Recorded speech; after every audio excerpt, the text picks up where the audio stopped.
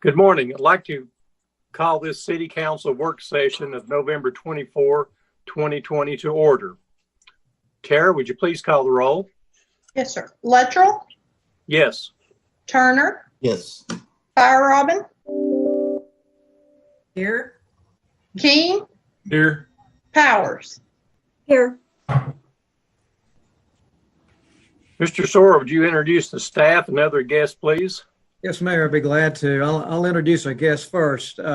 We have Mr. Gary Mays and Dr. Stephen May with our Sullivan County Regional Health Department with us today to make the initial presentation and bring council up to date on the status of the disease in our community. In addition, we have Leah Ross, Kim Davis, and Brett Davis with Birthplace of Country Music to discuss with us and present to council the impact of COVID-19 and how that's and its effect on the Birthplace of Country Music, Rhythm and Roots, and their business plan. And then we also have Alicia Phelps with us today. She's Executive Director of the Northeast Tennessee Tourism Association. She's going to talk with us about what the organization does, how it receives its funding, its mission, and the various tourism elements that they promote within our Northeast Tennessee region. From the staff side, we have Tim Beavers, Shane Varney, Danielle Smith, Tara Music, Sherith Young, Christina Blevins, John Luttrell, Terry Napier, and Tom Anderson on board. So I think we've got a cast of staff support that we'd be able to answer just about any question council might have this morning. Excellent. At this time, I'd like to turn it over to our attorney, Ms. Smith, to discuss the necessity of conducting an electronics meeting. Thank you, Mayor. As you all know by now, we are permitted to conduct electronic meetings pursuant to the Governor's Executive Order number 65. At this time, it would be appropriate for council to make a determination that it's necessary to conduct an electronic meeting in order to preserve the health, welfare, and safety of Tennesseans in light of the COVID-19 pandemic. I would note that if any member of council or staff is participating without video, that is by audio only, they should identify themselves by name and position when they speak so that the public can understand who's speaking. So at this point, if council has any discussion, they should have that discussion. If not, then you should proceed by roll call vote to determine that it's appropriate to meet electronically. Okay, anyone have anything to discuss? Motion to approve voting by electronic.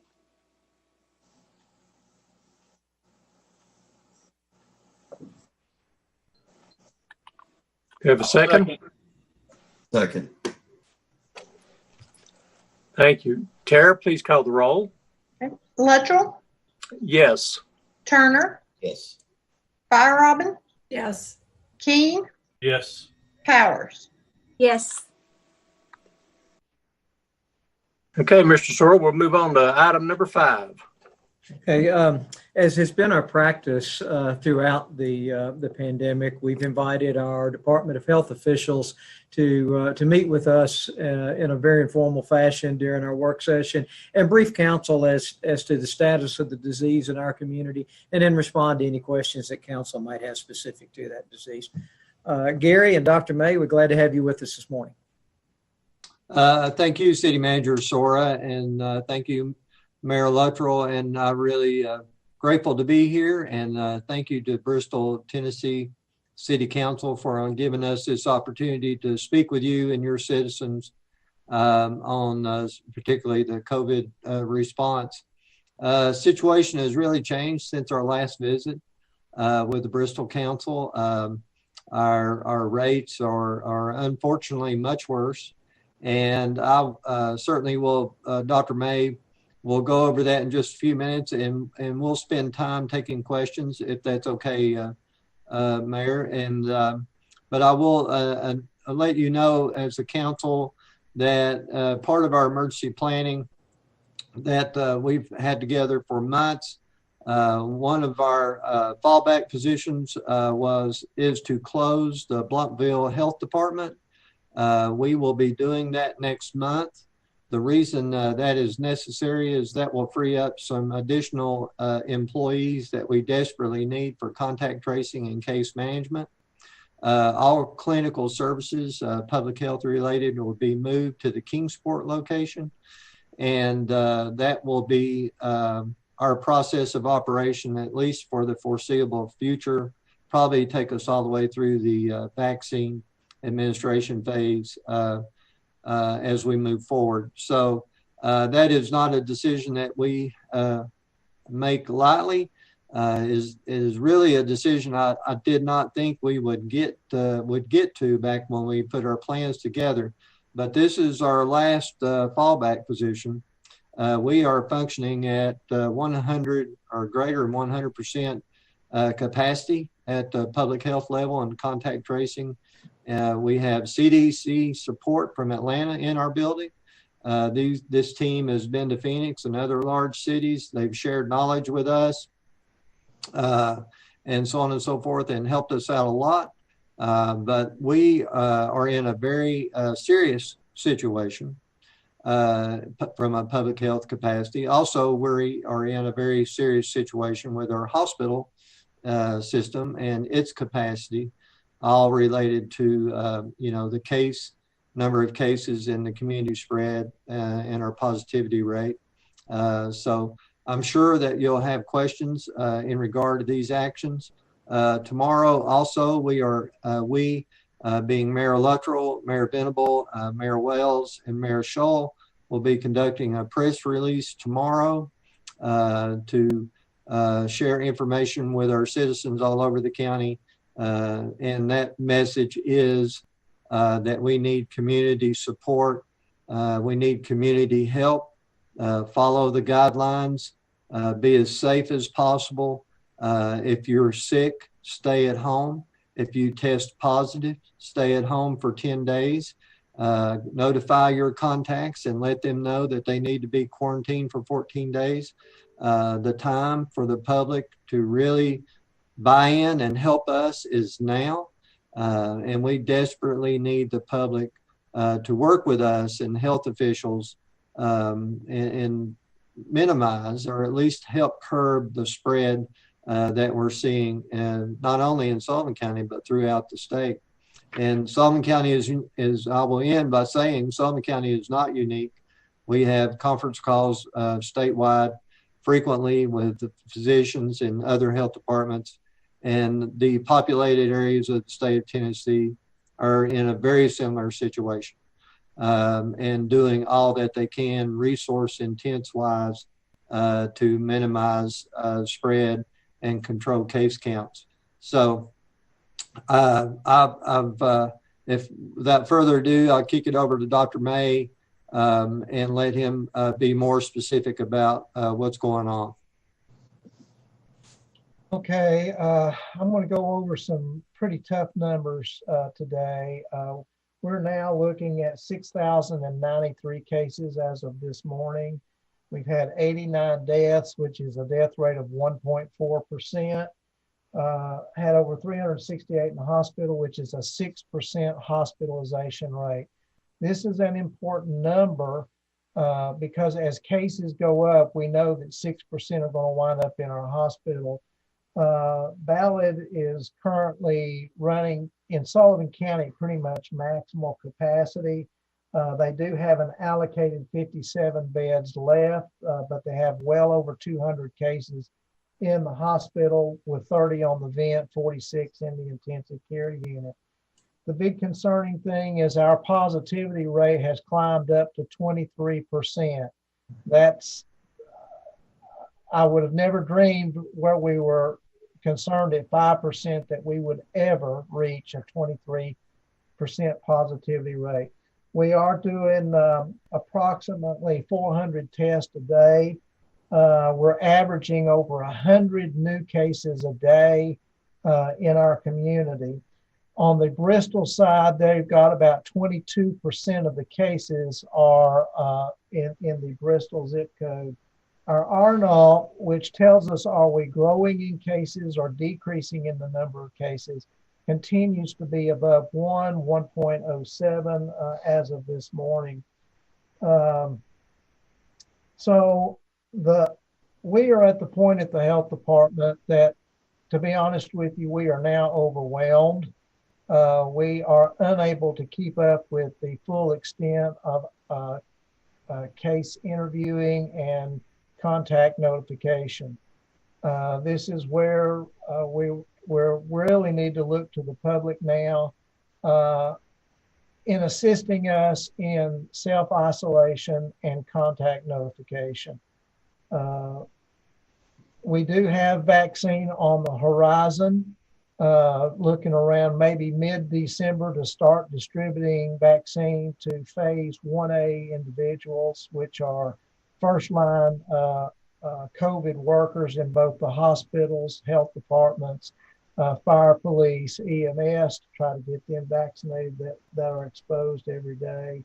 We continue to work weekly with our schools, and the schools are having a real challenge now trying to keep certain aspects open. We've had to close either classrooms or grade levels in an effort to try to contain the disease within the classroom level. We know that our pediatric population runs about 15%. When we dropped back 6 to 8 weeks ago, that was around 10%. And I feel this is not from spread within the schools. I think this is from community spread and the after hours activity that goes on where we have mixing of households. So today I send a plea to implore the public to help us with the guidelines. If you're sick, please call us and get tested. We provide testing 5 days a week. And we need to continue with the masking and the distancing, but now we need to encourage people not to mix households, not to have group gatherings, and to limit those type of gatherings. And then if you're sick, please stay home, get tested. We now have a calculator on from the Tennessee Department of Health website that we posted on our website, that all you have to do is put in the day you got sick or the day you got tested. It will calculate for you the 10-day isolation or the 14-day quarantine that you need to do. We are so excited to be getting vaccine. I think that is the answer and the light at the end of the tunnel for this disease. And we really just need to hang on a little bit longer in doing these safety measures until we can get enough vaccine out to work on herd immunity and certainly protecting our most vulnerable. Speaking of our most vulnerable, we are still working with 8 nursing homes with clusters and outbreaks within nursing homes. They are having difficulty maintaining staffing in each of those nursing homes. I wished I had a better report. Don't mean to be doom and gloom, but this is the time we all need to pull together, especially working with our constituents within our community to really practice good public health measures to isolate and quarantine if they are ill or aware that they are a contact. And together, I think we can get through this. But the corner is coming with the vaccine. So, Gary, that's all I've got. Did I leave anything else out? I don't think so, Dr. May. I appreciate it very much. Mayor, I believe that concludes our comments. And if it's okay with you, we'll be glad to take questions. Oh, absolutely. I have just a couple of questions. First of all, thank you for all that you and your staff and so many people are doing during this time. My first question is, Dr. May, when you were going through some of those numbers, you said we'd had 89 deaths, which was about 1.4% of the cases. You gave a figure after that of 6%. What was that 6% that you said was so important? I was taking notes and missed that. That's great. 6% is the hospitalization rate. So when we look at the percentage of people who develop COVID, how many of those wind up in the hospital? That's at 6%. And remember, that is a delayed number. That number will follow our case counts and lag by 1 to 2 weeks. So that 6%, when we talk about 89 deaths, that 1.4%, is that the total of those that have tested positive, or is that the total of those that are of that 6% hospitalized? That is just the total number of all cases that have died. Deaths. Okay. Not all cases die in the hospital. Some folks unfortunately die at home. Right. Then the other question that I had was you had mentioned mid-December as hopefully the first round of vaccine for those first line defenders in this pandemic. When do you see, with the plan of Warp Speed, when do you think that the vaccine will be made available to the general population, and how will that be meted out? Well, there's phase 1A, 1B, 1C, phase 2, and phase 3. So we'll need to work through those phases. Certainly the next phase will be vaccinating the long-term care, most high-risk groups. And then after that, we'll probably start expanding into others who have high-risk conditions or advanced age to be sure that we get them vaccinated. And at that point, I think it will be offered to the general public. I don't foresee that happening before probably end of January and into February.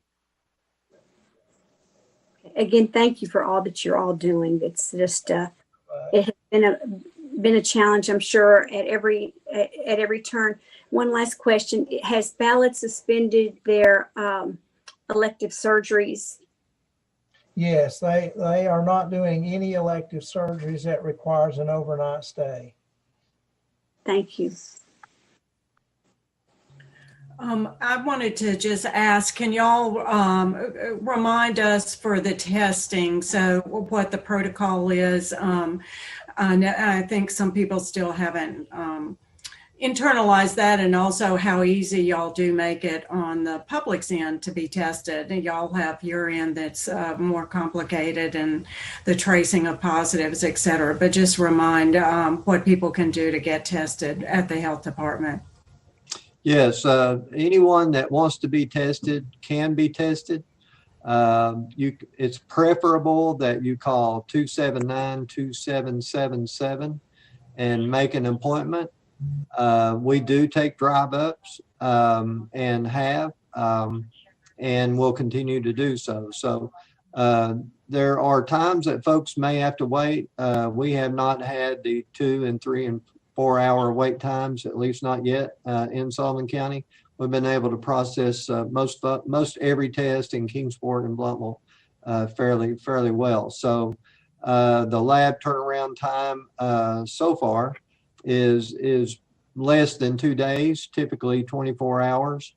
And we're fortunate that we have a lab in Sullivan County that we use. So and those locations are at the Blountville Health Department, 154 Blountville Bypass, right across the street from the jail. It's drive-up testing. Family members or participants stay in their car, and our nursing teams go out to the car and collect a specimen. And it's an oral specimen. It's not the deep nasal swab that we began with in the early days. So that process is a little more conducive and a little bit friendlier. I'm not sure the children like it any better, but it is short-lived. It's not evasive collection at all. Well, so that's a throat swab. Yes. Yeah. Yes. Yeah. Yeah. Thank you very much. Also, just wanted to thank y'all for meeting with public anytime that you're asked to, and just to be able to share that the Chambers had 2 meetings with business community to try to share some of their practices they're doing and just trying to get the word out. And from that, discussed was a meeting with the faith community. So that meeting is going to happen on December 1st at 11 via Zoom. And Dr. May and Gary Mays will be there along with Dr. Shelton and folks from her staff at Mount Rogers.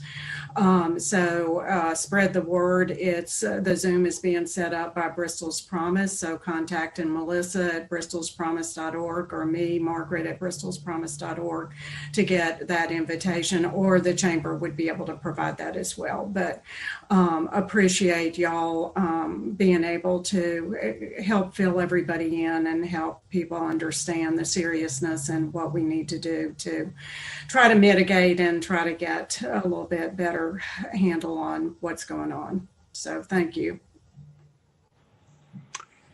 Gary or Dr. May, the rapid testing that so many people has been hearing about, could you go over that just for a brief moment and talk about the efficacy of it versus what some people think it might be?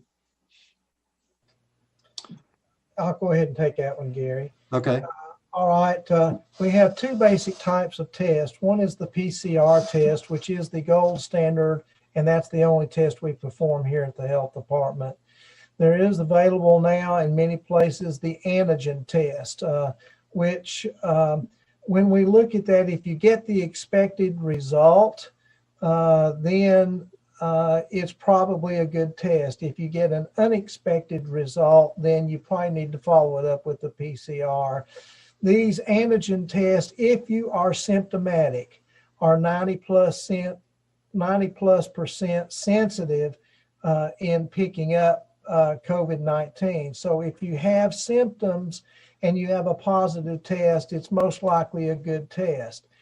If you have a asymptomatic individual that tests positive, then 2/3 of those tests are a false positive in asymptomatic individuals.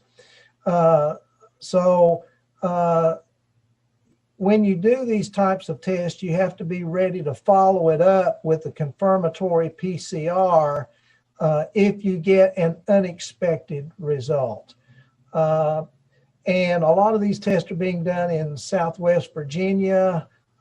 You will start seeing a lot more of these tests, I think, being distributed. The Binax now may be distributed into pediatricians' offices and other quick clinics in an effort to get a quick diagnosis, but they're not near as good as the PCR test, and you must be prepared to follow it, an antigen test with PCR, if you get an unexpected result.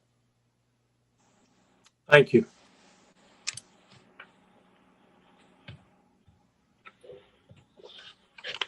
I have just one last question. If an individual has been diagnosed as positive and has presented symptoms, how likely is it that they will become reinfected? That information is still being developed. The reinfection rate is turning out to be very low, but it does happen. And I cannot give you an exact percentage. We do know immunity lasts at least 3 months. And we start looking for reinfection if you have another repeat positive after 90 days.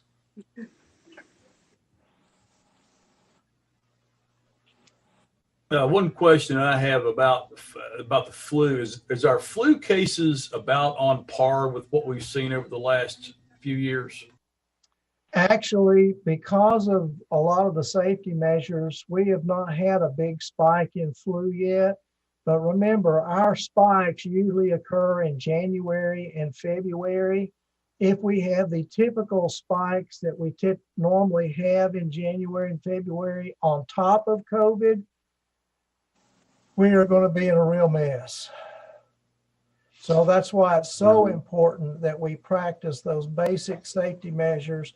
Those safety measures prevent lots of other diseases, particularly the respiratory diseases, and we're just going to have to carry through with it. And the most important thing is get your flu shot. Flu shots are available widely for anyone greater than age 6 months.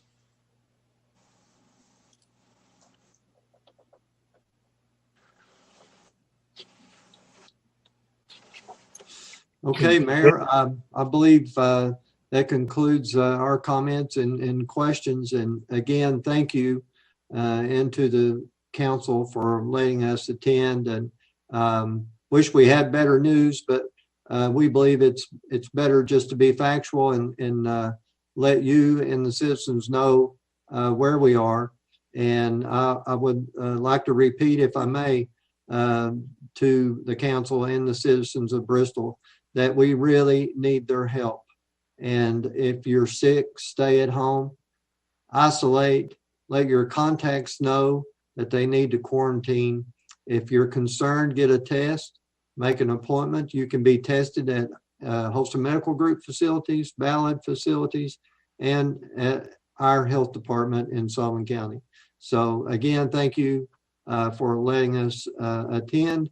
And I think Dr. May brought out an exciting point. When we start talking about vaccine, that means the end of this is near, and it may take us a while to get there. We may have a rougher road ahead of us than what we're experiencing right now, but at least we're talking about a countermeasure that will get us out of a pandemic situation. So very grateful for that. And I hope everyone has a great holiday and stay safe.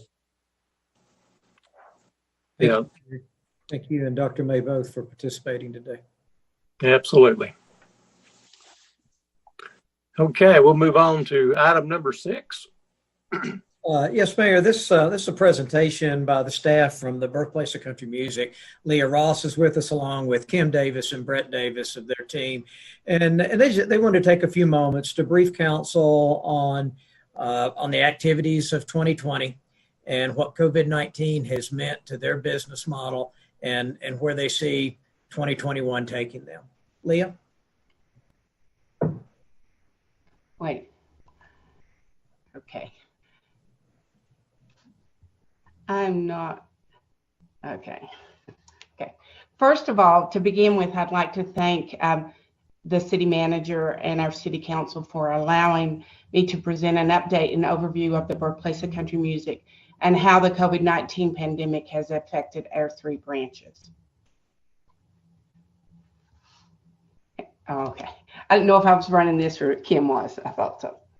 These are the items that I'm going to talk about today and give you an update on. So I am going to start with a Bristol Rhythm and Roots update. The impact of canceling the 20th anniversary of the festival ran deep in our organization. Expenses from the festival happen 12 months out of the year. Our planning, our booking of artists, and all the different things that go into producing the festival happens year-round. The Birthplace of Country Music had to determine how to handle the tickets that had already been purchased for the festival. Local businesses downtown were not going to see the influx of revenue that they normally see when the festival comes to town. Business outside of downtown also were affected from our hotels and different people that provide for us. When all of this is put together, it puts a negative impact on tax revenue for the city. On top of that, our community was very supportive when we announced it. You know, we got questions over and over, what are you going to do and what are you going to do? And working with our city managers and our health departments, that was the only thing we could do was to cancel the festival. But even though we had that support, it did affect our community morale in some ways. We gave our advanced ticket purchasers 3 options for dealing with tickets that had already been bought. They could get a refund, and as you can see, we refunded $139,223.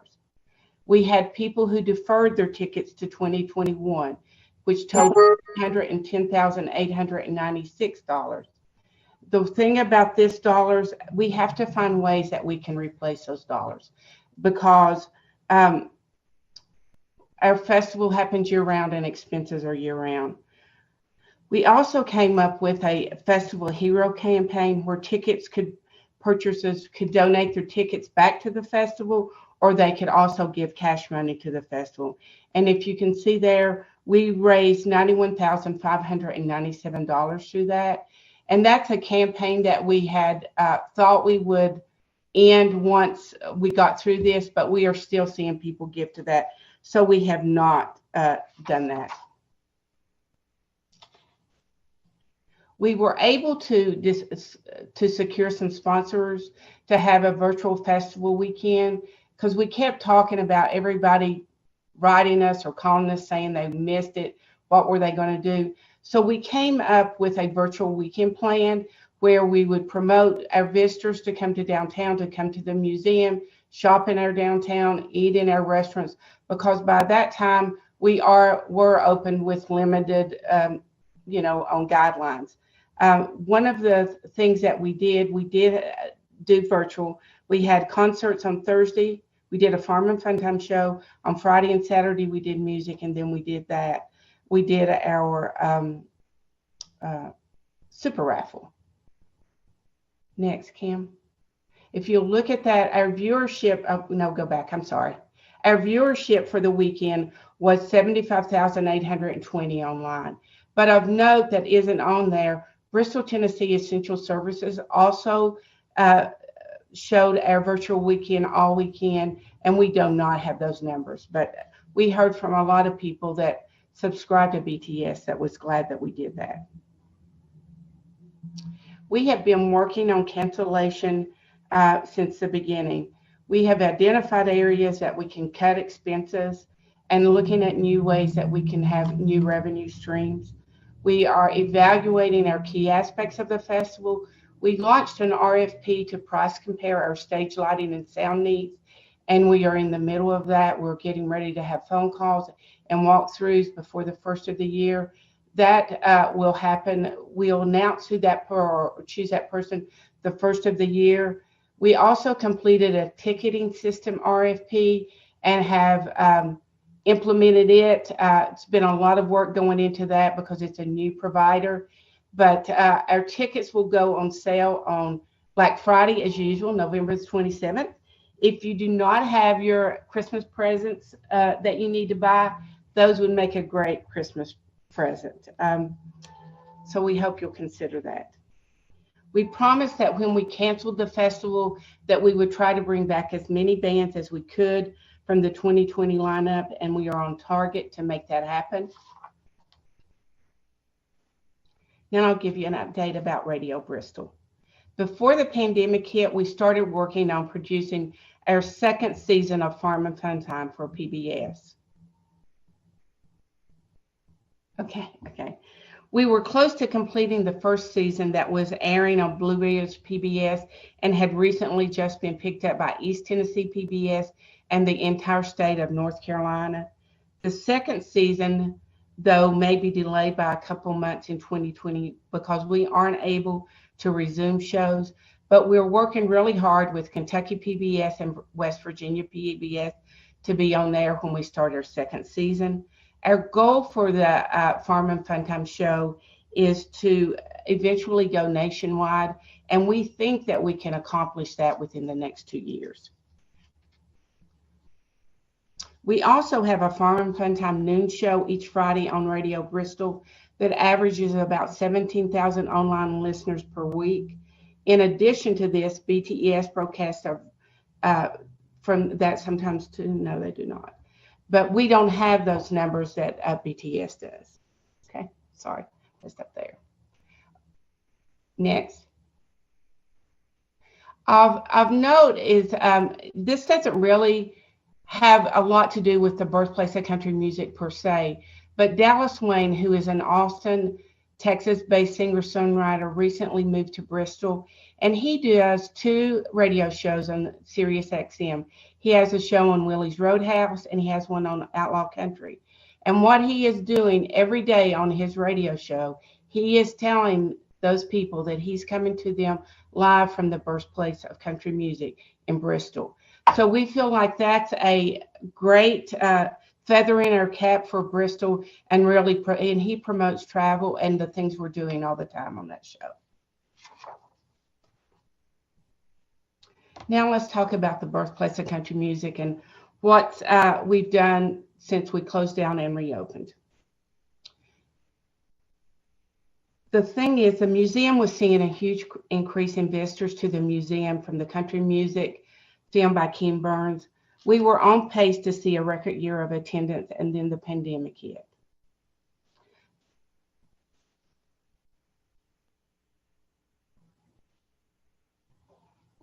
Kim, is it not moving?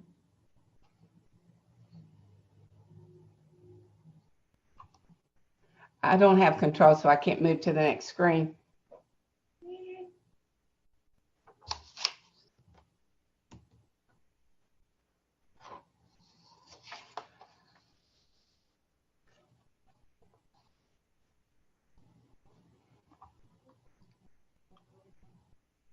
Kim, are we frozen?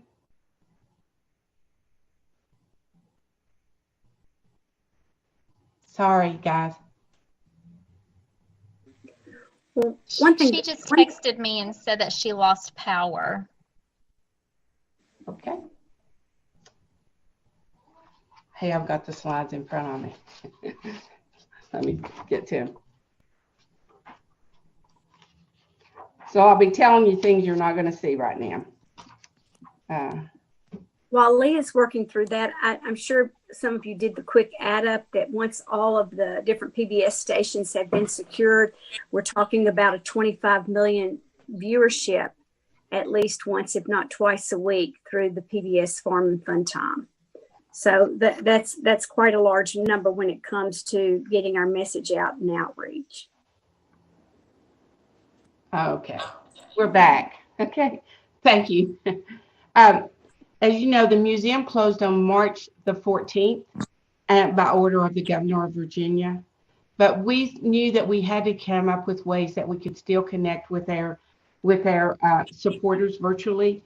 As you can see, we did videos, we created activity pages, we continued our monthly book club, we did virtual programming for our Real Folk exhibit. I think we're going to have maybe problems throughout, so I'll just, and we'd had several artists that submitted videos for us to share on Facebook. We released some golf cart karaoke's, which got a lot of viewership on our internet from the 2019 festival. We received free Smithsonian education guides that we were able to distribute to the people you see on that screen. We also created behind the scene looks of our core exhibits, and we had several schools that really used that in their lesson plans. We also created a COVID response plan to be ready when we were allowed to reopen. We developed our reopening procedures. We took care of operational updates that we normally can't do when the museum is shut down, from maintenance stuff to painting and different things. But those are the things that we have done since reopening. I want to show you a short video, hopefully.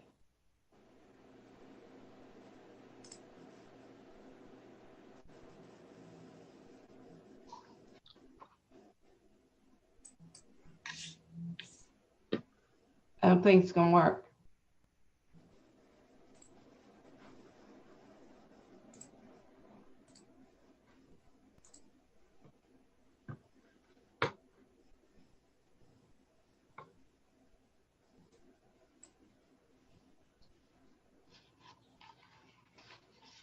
It's showing you a video of all the things that we did to reopen.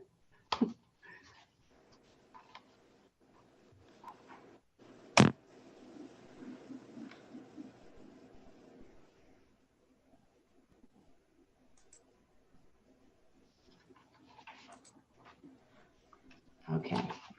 One of the things that we were able to accomplish when we closed down, we went immediately to planning for our reopening, and we went through a program with the Tennessee Chamber on writing a reopening plan. But we had already written a reopening plan and the things that we were going to do to make sure that our visitors and our staff were safe and protected. And once we went through that, because they gave you a way to write the plan and everything, we submitted the plan that we had written, and they told us that we didn't need to change anything. And we did get a healthy business certification from the Tennessee Chamber. Since reopening, if you'll look at that, that's where all of our visitors have been coming from since we reopened.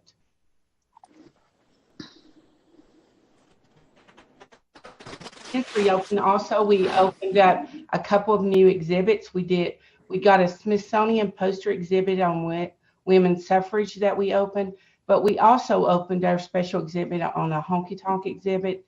And one of the things that we were able to do is work with Hard Rock Cafe, who had some memorabilia here for at the mall, and they gave us that on loan. So we have some exhibits down in our rotating exhibit, and then we have some in our permanent exhibit. And I see their partnership with us going forward pretty significant.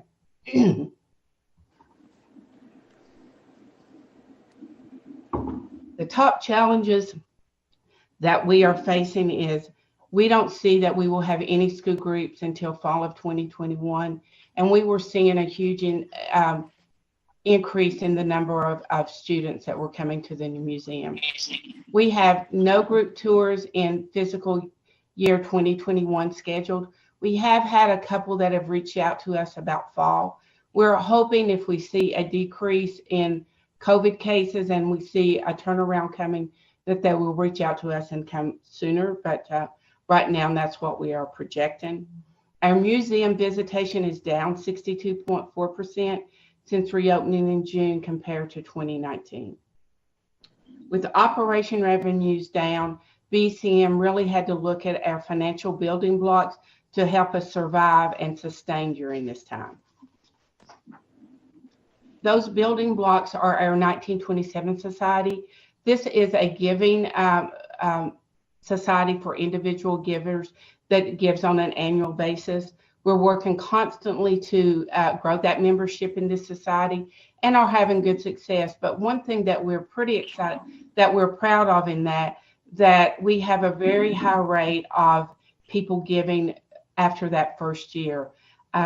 And we've seen that tremendous growth in the past 2 years. And if you look at statistics around nonprofits giving and stuff, that isn't always the case. We also have a Bristol Sessions Leadership Circle, which were for businesses who contribute to us on an annual basis. And that is going to be a huge focus for us in 2021.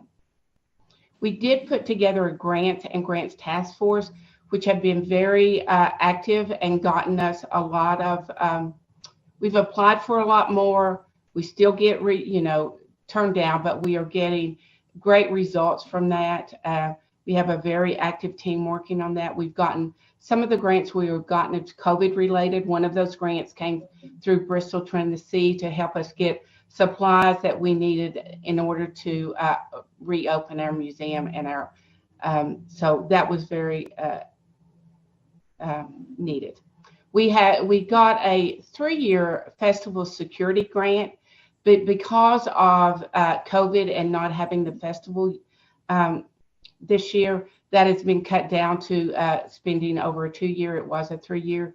We think that's really going to help us. We'll be able to purchase some additional fencing and help pay for the security that we need, that we have to have during the festival. So that was very important for us. And we're getting additional recovery support from some other areas. But even with that, we're still going to have challenges this year. Our governance support, we continue to make our case to our cities and other government entities that we need their help so that we can help them. And I think this coming year, as we face the many financial challenges that we have because of the closing of the museum and canceling of the festival, that we would hope that when you talk about your budget for the next fiscal year, that you give us an opportunity to present again to where we might need support from you all. Because we believe that we are important to our city and our community, and that we bring a lot to our downtown, and help support the other businesses in our downtown by pushing visitors into our downtown. The other building block is our raffle. We conducted our second annual Bristol Session Super Raffle to a huge success. We were worried when we canceled the festival that it might not be as successful as it was in our first one, but it turned out to be even more successful because we did sell out of all the tickets before the festival happened. Basically, we were sold out. I mean, by Friday night, we had to take tickets down because people were still buying. Of note of the raffle, one of the things that was exciting for us because it shows the support in our community and region. Kim? We had ticket holders were from 41 states, the District of Columbia, and we sold a couple of tickets to a U.S. Army based in Europe. Most winners were from the region, with all but 4 winners, and all but 4 winners were from Tennessee and Virginia. So, you know, it's exciting to say you sold a lot of tickets elsewhere, but it's really rewarding when you see the people that support you year-round are winners in your own region. What's next for BCM? We're going to be focusing on maximizing all opportunities in our financial building blocks. We hope to increase the numbers of the 1927 Society members and renewals, increase the number of businesses join the leadership circle, increase the number of grants we apply for 2021, and hopefully that results in more grants being awarded. We want to work with our local, state, and federal government to find more support, and we will host the Bristol Session Super Raffle in 2021. Additionally, we are focused on offering more educational opportunities to our school and community. Once travel fully reopens, we will increase our marketing efforts to drive more traffic to the museum and to Bristol. And this is not to say that we're not doing marketing now, but we will put a real push toward that once, you know, restrictions are lifted. We're still planning for our 2020 Bristol Rhythm and Roots reunion and hope to celebrate our 20th anniversary in a big way. And we will hopefully expand Farm and Fun Time to additional PBS markets, which hopefully will result in more travel to our community also. And that's that for my presentation. Thank you. And I'll open it up to any questions or comments or. And I just want to apologize, Leah, for that. My power went out. So thank you so much to Brett Davis on our team for stepping in and running the rest of the presentation. Oh, he did? Okay. Yes, it does.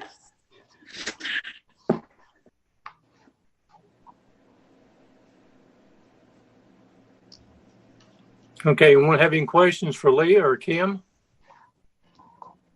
I don't have questions right offhand, but just compliments for the pivoting and the really creative movement during this time to make the most of what is available, what has been available. And thank y'all for doing that. And also, just like we're seeing with some positives out of this, that there's discovery of some things that you'll keep and some things that are real pluses, even in this time of lots of challenges.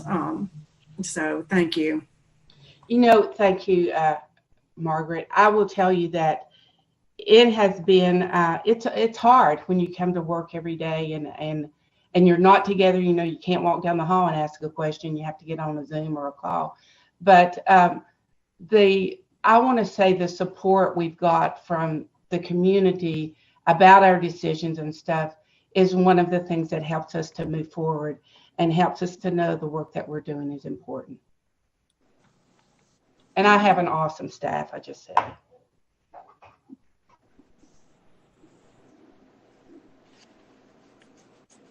I'll also compliment you on your process for the festival. I know it was really, really difficult, but it was very much a process of doing your homework, of getting everybody's input, of looking strongly at what the health departments were recommending, et cetera. So it took a while, but it was a positive process. You know, I think when that decision was finally made, you know, we talked about it for months, but I think when the decision was finally made, we felt confident that we had made the right decision because we involved those important departments that needed to be involved.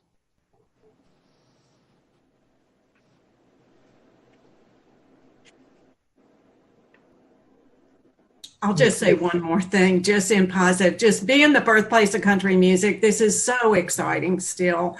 And we're seeing the growth possibilities, even though we're in pretty rough times, and we need to be sure that we can pull out of this, because it again brings so much pride to us all to know that that's our identity. And from the beginning, it's all of us here in Bristol, it's the region, it's the families who've played music on their front porches in the past.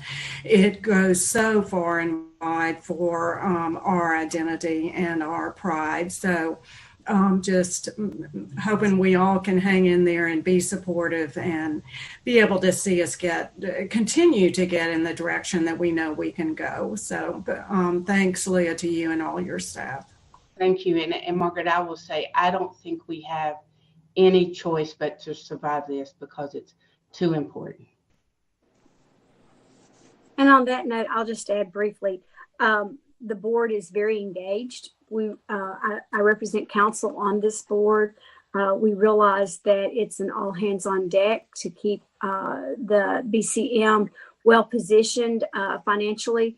Right now, it is a constant struggle. The decision about not having the festival was made out of abundance of caution for the health of the community, realizing that it would be a challenging year of upward climb financially to stay solvent. And so we are, as a board, still in the hunt for that.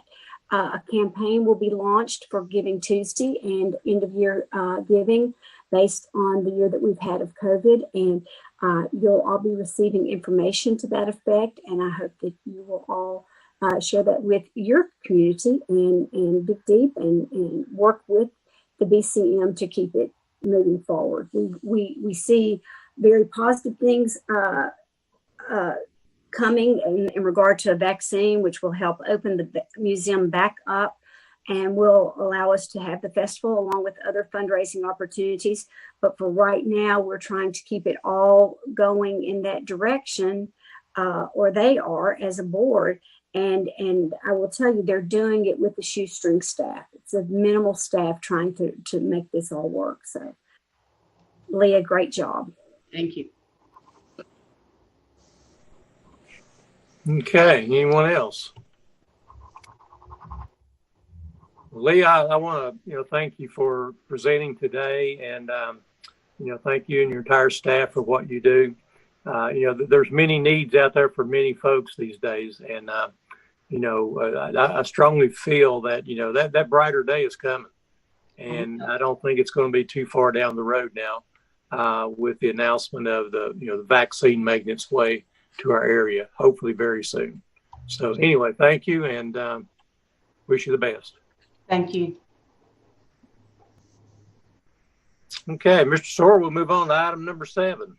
Yes, Mayor, it's a pleasure to welcome with us today Miss Alicia Phelps. She's the Executive Director of the Northeast Tennessee Tourism Association, and she's going to share with us a lot of the data behind her organization, how they were created, how they received their funding, and their mission, and the various elements of our tourism community across Northeast Tennessee that she's.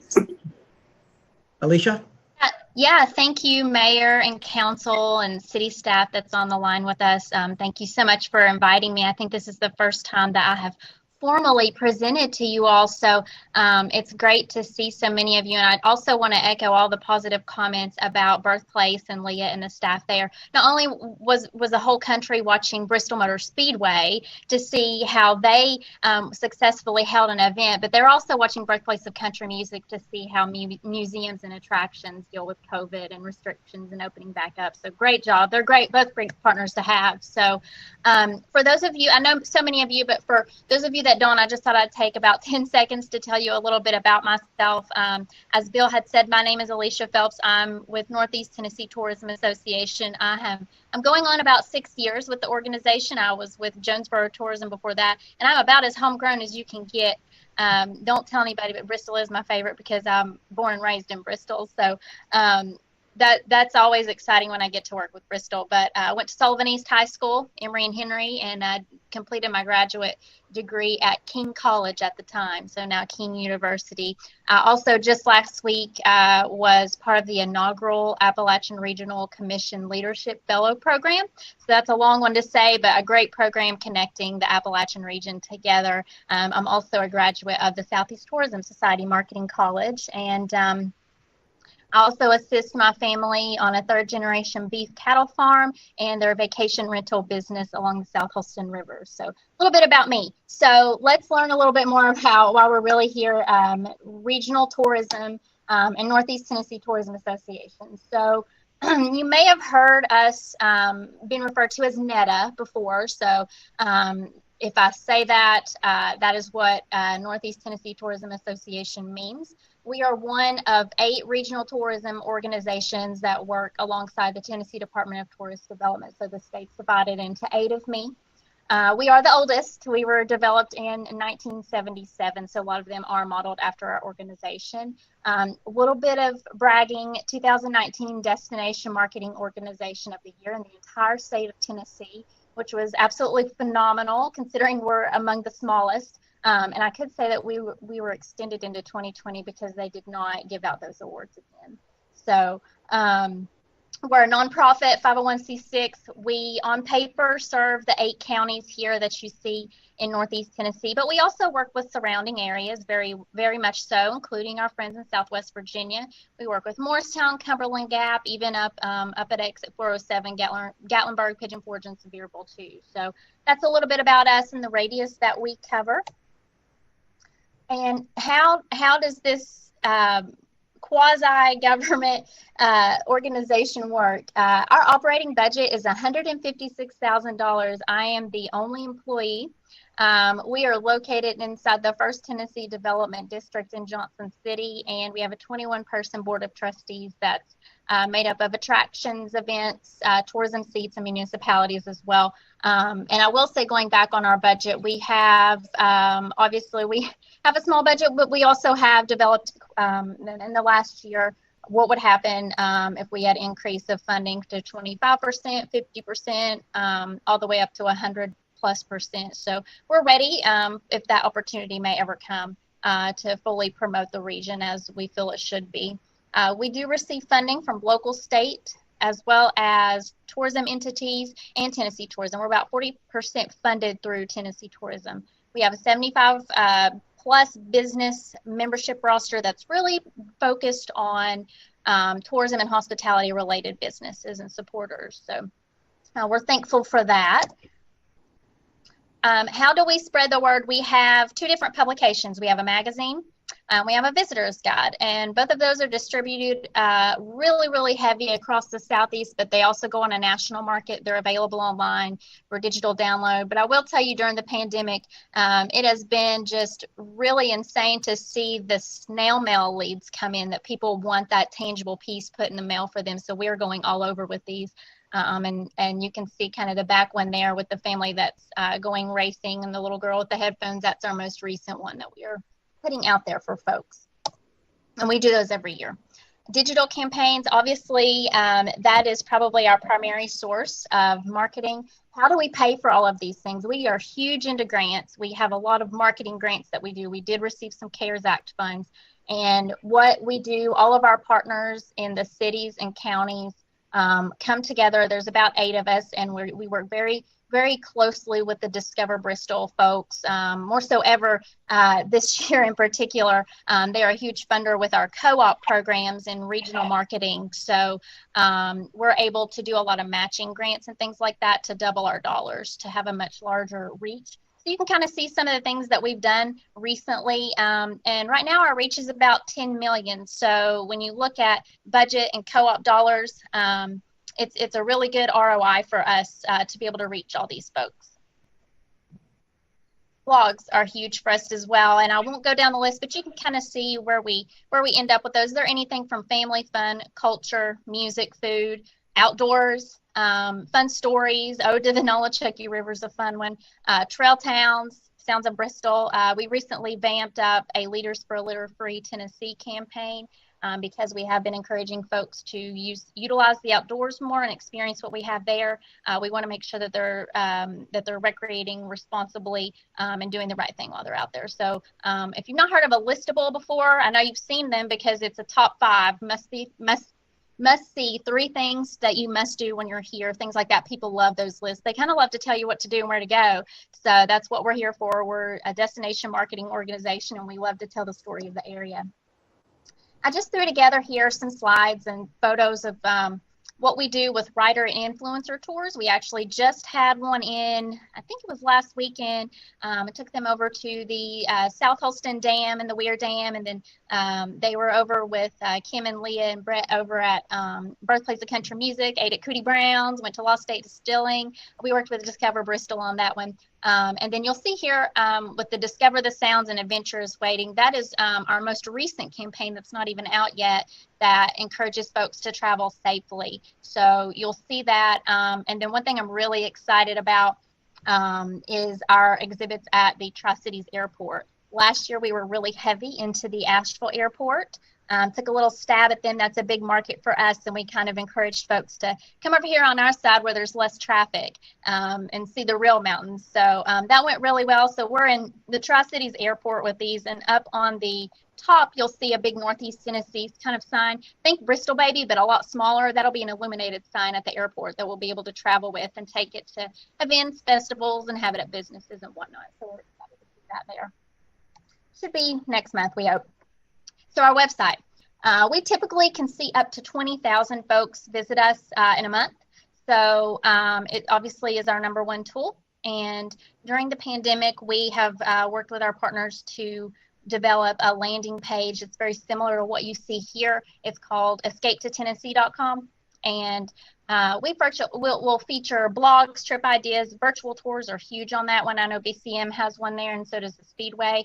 But we also do Escape to Tennessee videos, which will have folks going out, showcasing places that are doing the right thing, wearing their masks, encouraging social distancing, and places where people can go and travel safely, when they're in the area. So we're on the 2nd season of that. We'll be actually applying for a grant to go into our 3rd season in the spring, hopefully, if travel is encouraged. So that's something that we're doing with those. And I'll just go back on the digital. A lot of our campaigns end on November 30th. I'm kind of glad about that as cases do rise. So we will stop our advertising. Doesn't mean we won't be posting anything or have resources for folks, but we've been pretty heavily advertising since October, and we'll stop that on November 30th. If this will play, and you can hear the sound. I've had so many opportunities when it hasn't, so we'll just see. This is something that we did, I think, 2 years ago with an Amazon Prime. And they did an outdoor travel show featuring just Northeast Tennessee. We saw huge response off of this. In fact, in one of our board meetings, Kim Davis said, "Why do I keep seeing Amazon show up in our analytics?" And it was because this show was on Amazon.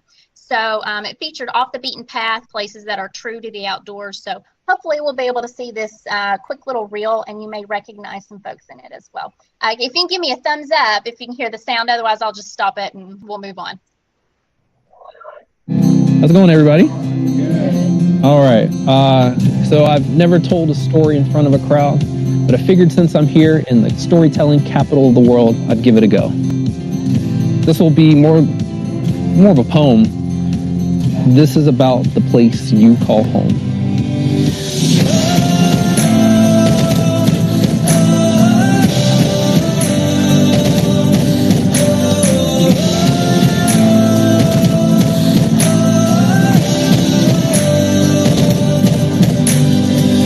These mountains, they're hiding secrets, but everyone is privy to all the magic awaiting you in Northeast Tennessee.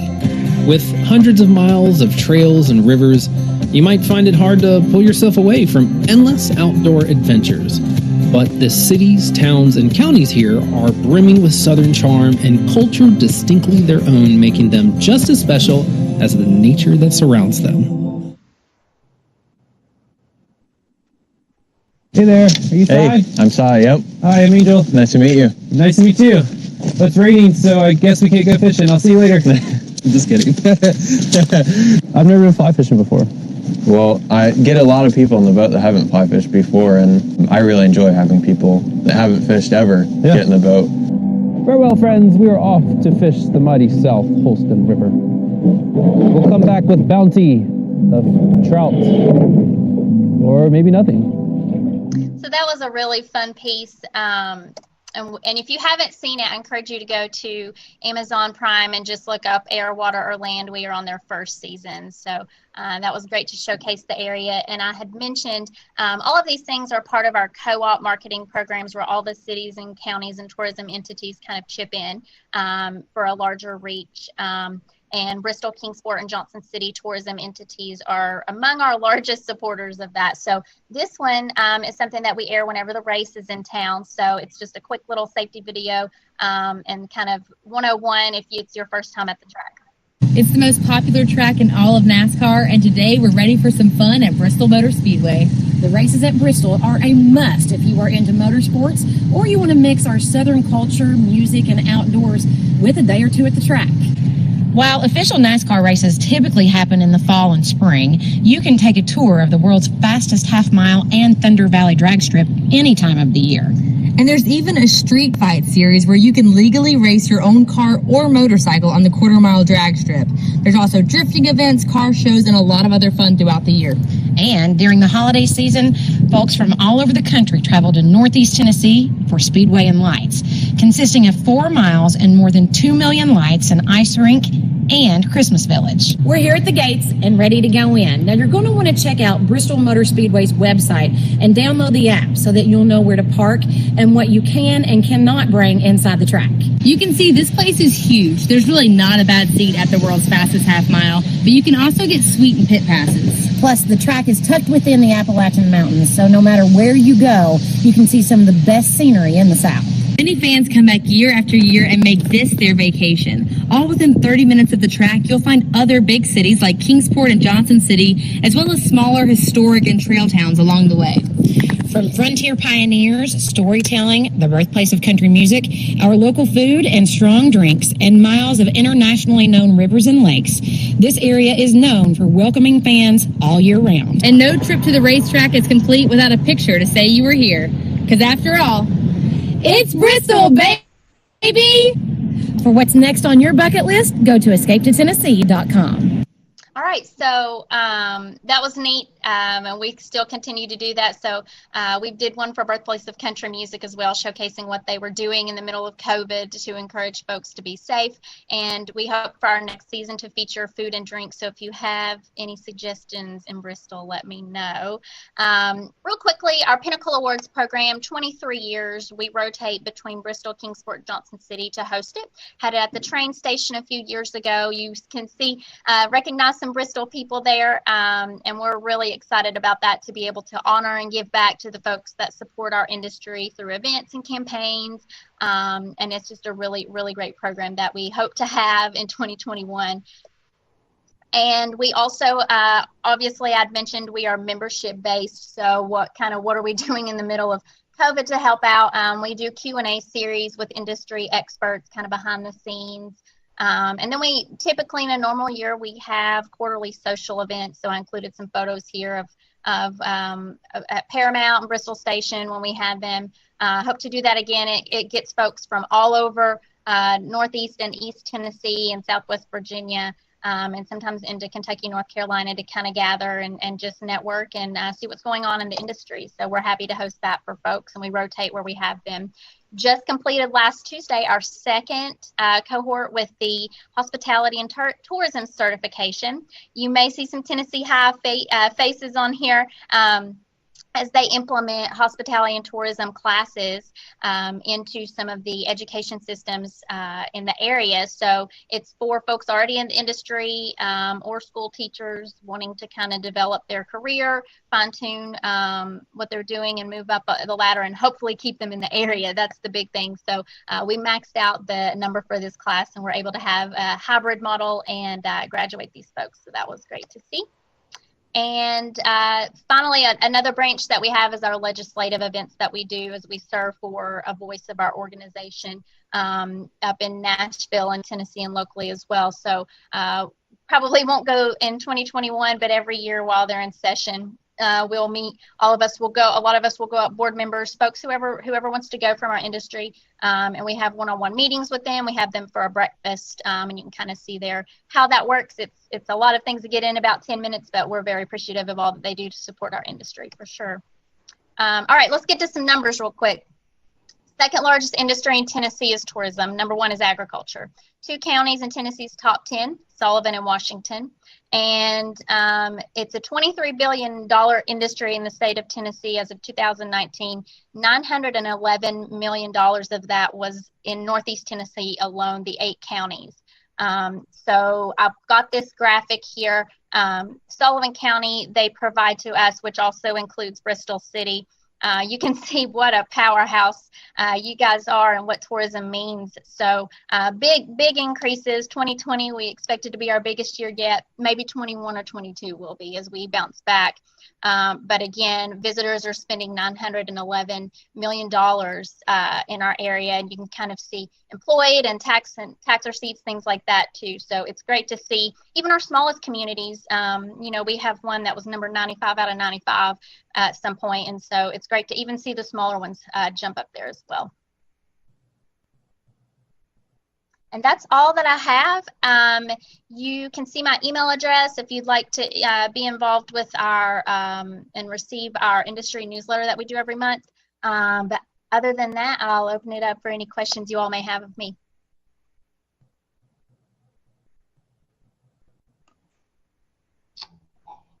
Can I say one thing? One thing that I'm excited about is the tourism class, because I think our community, it's a way maybe to keep our young people here.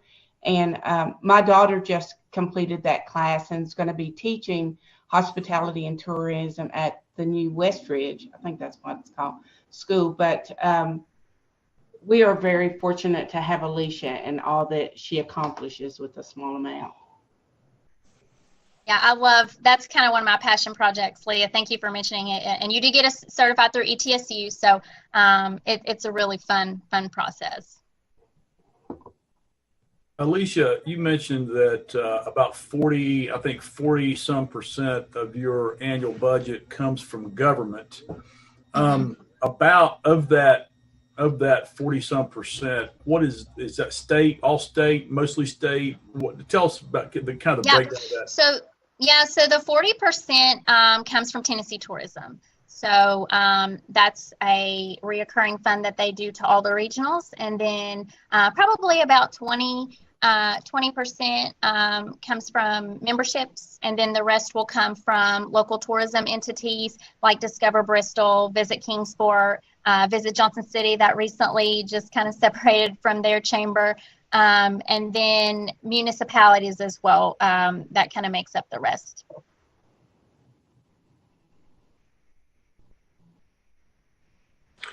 Alicia, where are y'all physically located at?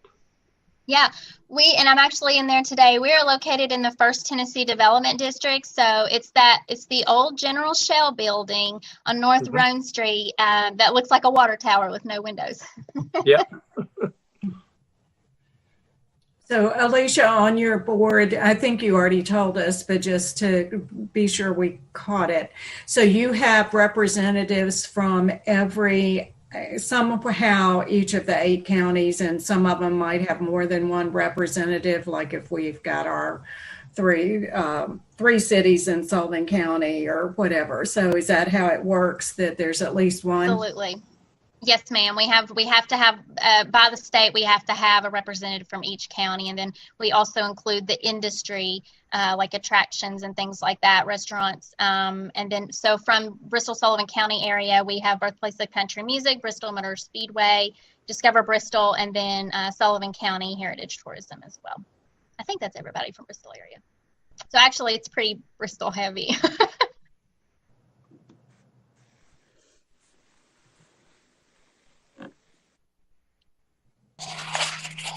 All right. Well, thank you all so much for allowing me to take a few minutes of your time. Give me a call, email me anytime. We are so very thankful to have the city of Bristol, Tennessee, that recognizes and supports tourism in our area. Absolutely. So thank you all so much.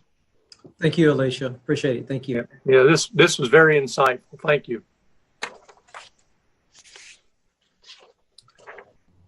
Okay, Mr. Shore, we'll move on to item number 8. Yes, Mayor, as council's aware, earlier this year, the city received the CARES Act funding, and this was funneled through our Community Development Block Grant Program, and that was in the amount of approximately $115,000. That was round 1. Round 2, cities our size did not fare as well, and we didn't receive funding. But round 3, we fared very well and received $181,281. This money it's made available through the Department of Housing and Urban Development, once again, through our Community Development Block Grant Program, but it's there specifically to support and help mitigate the impacts of the COVID-19 virus. So as you may recall from round 1, these recommendations were made, or solicitation was sought from various nonprofits. This information was provided to our Community Development Action Committee, or CDAC, which made recommendations for council, and then council subsequently appropriated those funds or approved the distribution of those funds in that fashion.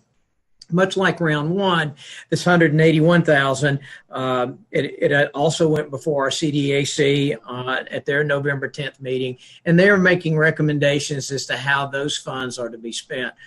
Ms. Christina Blevins, our Community Development Specialist, is with us today. She's going to detail that how those funds are to be spent.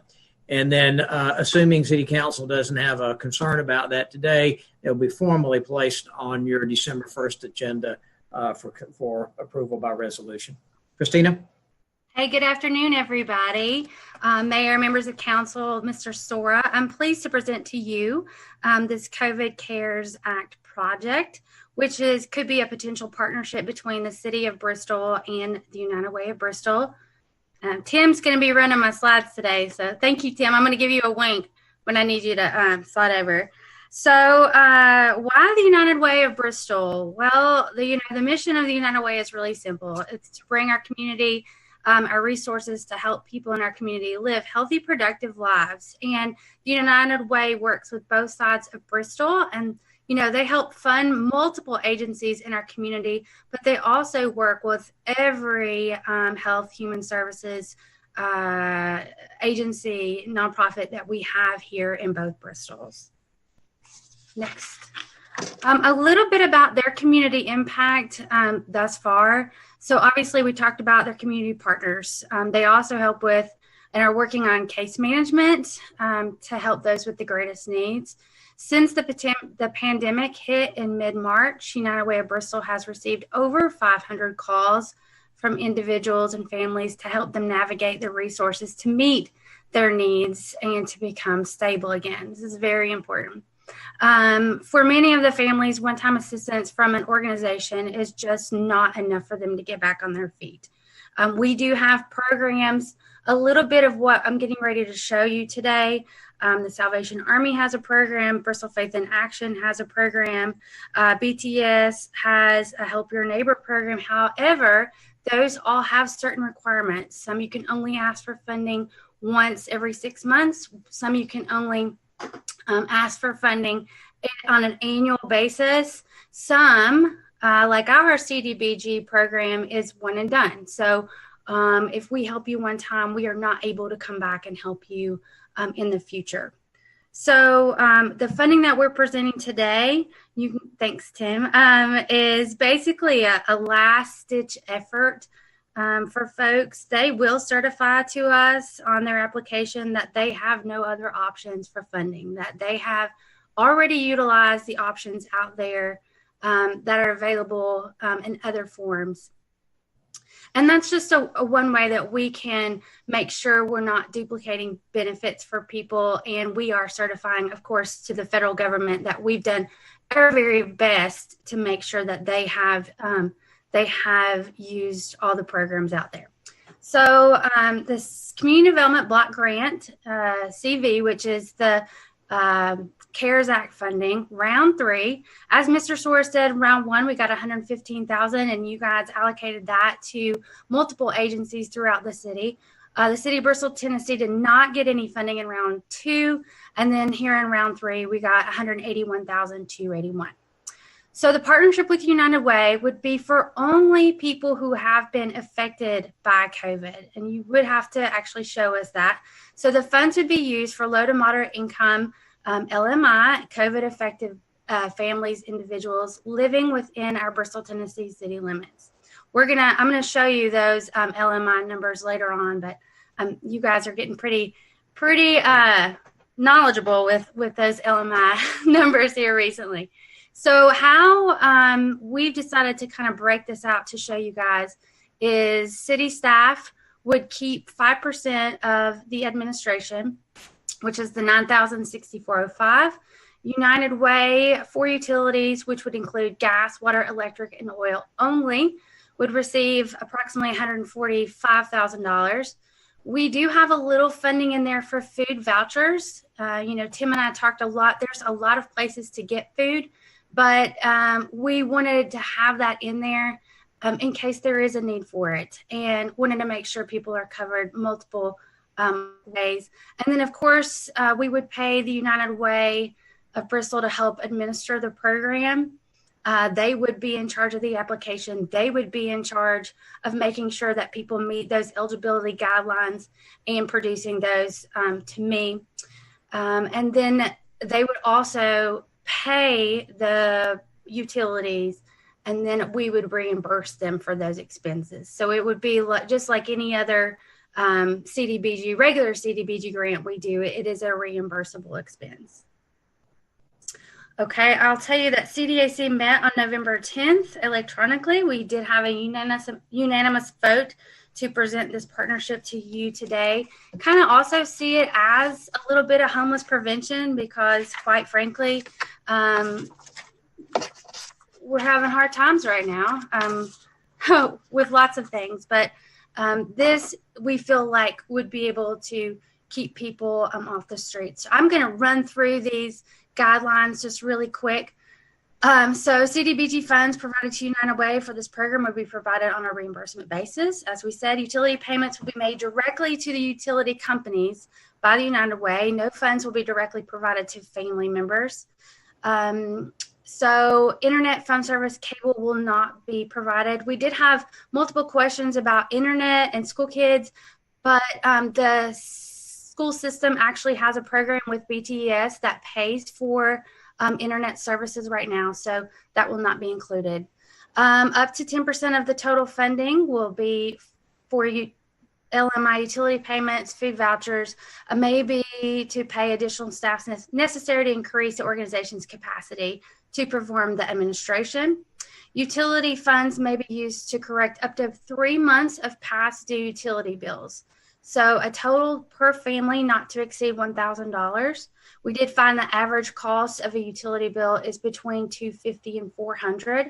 So we thought $1,000 would be a good average there.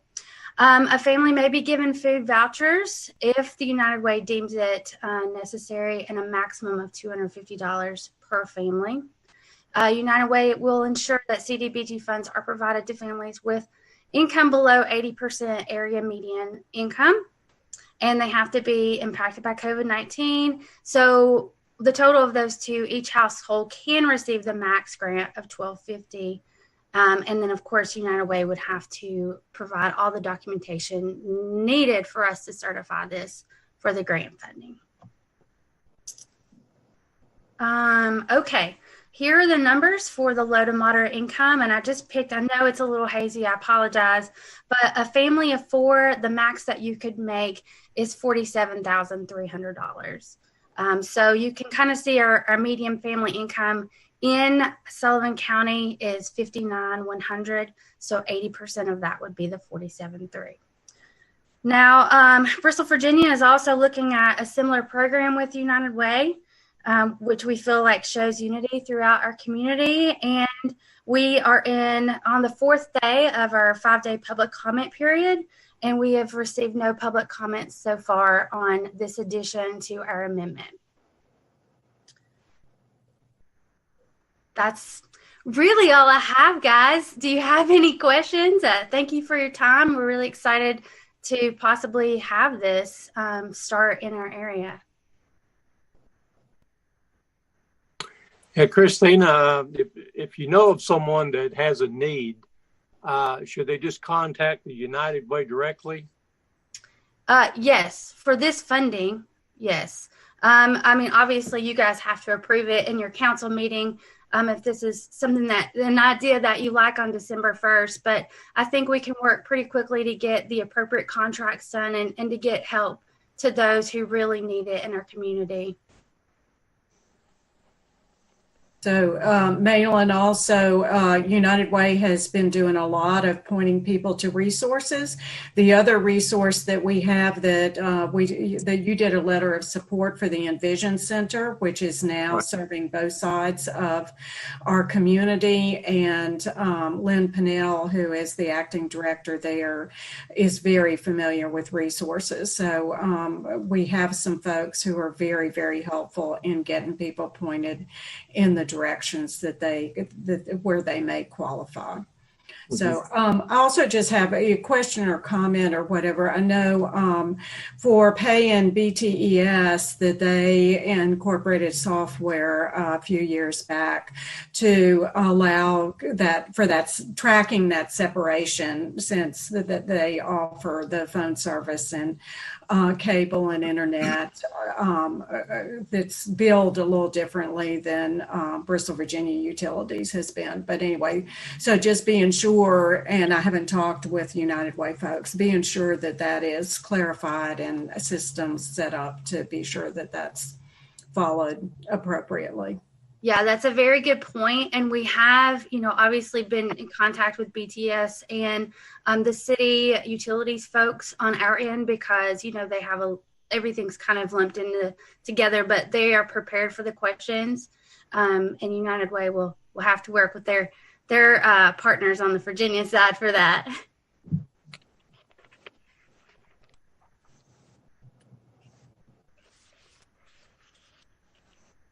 Any other questions? Yeah, I have one more. So for income, for proof of income, so if people are using their statements that are a year old from previous tax returns or whatever, but they have been hard hit. So is that being accommodated for how people can show proof of income or lack of income or whatever? Yes, great question. So it'll be run very much like we do in our regular rehab CDBG program. We look at we have employer verification forms. We also look at the last 3 months of checking savings account and pay stubs. So if they cannot produce, let's say they're not working, we can get a letter, we can see that some way that shows what's happened. And we can also get a letter from their employer stating that they were laid off or let go because of COVID. Those are all acceptable to move forward with the program.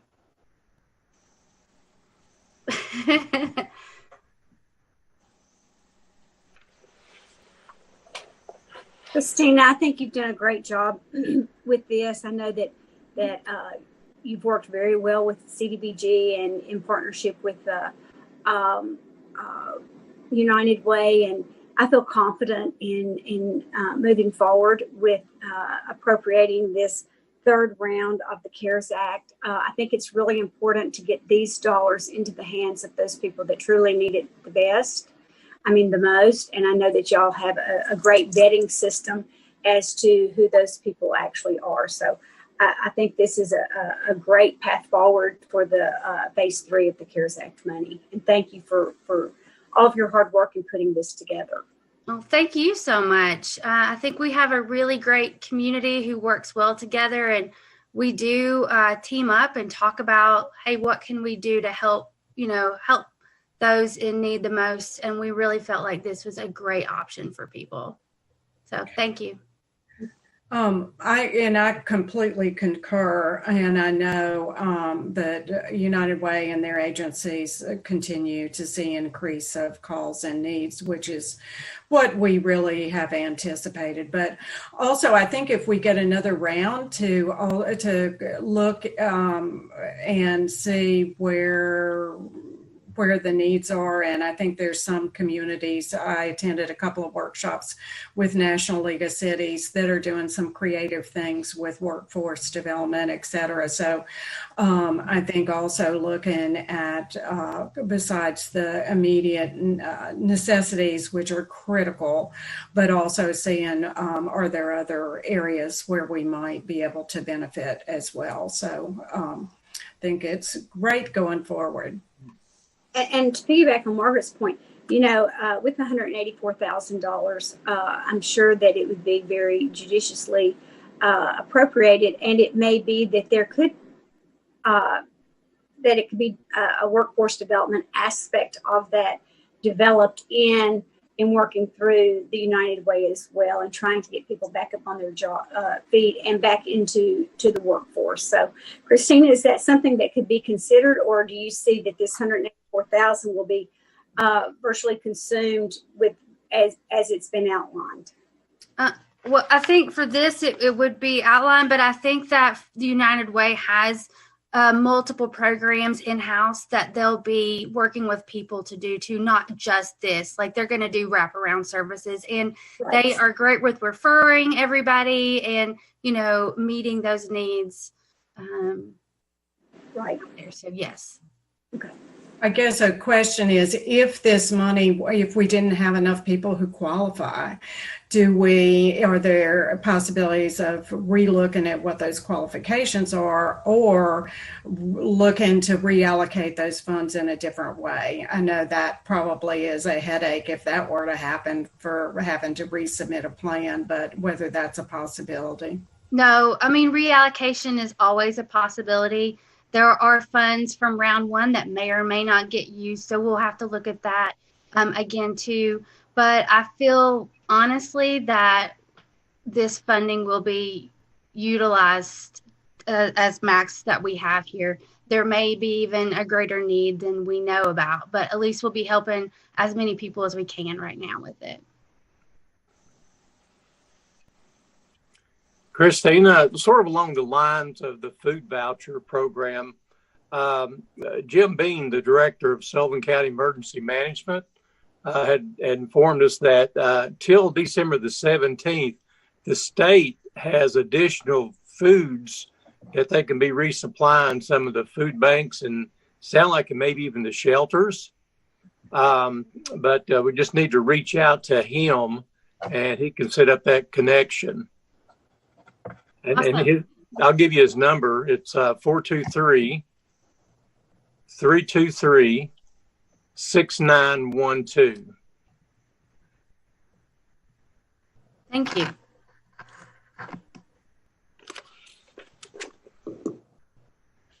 Okay, anything else?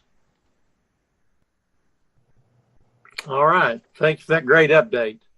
We'll move on now to item number 9, Mr. Sora. Yes, Mayor. I guess for over 3 decades, at least that long, the cities of Bristol, Kingsport, and Johnson City have annually, in advance of the convening of the General Assembly, submitted a list of legislative, not wish list. That's probably not the right word to quantify it, but a legislative policy or legislative request for our General Assembly to consider as they move into the next session of the General Assembly. 2021 is no different, even with the impact of COVID-19. What is different is how we will present our legislative policy. I know over the last 3 years, we've gone to Nashville, as we did last year, as Bristol was responsible for hosting the event. We had a very good session with our legislative delegation, opportunity to present the case of the cities and those things that we can collectively agree upon as important to the municipal operations of the 3 cities. That has a great deal of value. Prior to that, we would either have locally, we would have a breakfast or a luncheon to convey this joint legislative policy document. This year, we've been advised that that probably virtual sessions or small sessions held locally would be a better opportunity to convey this message.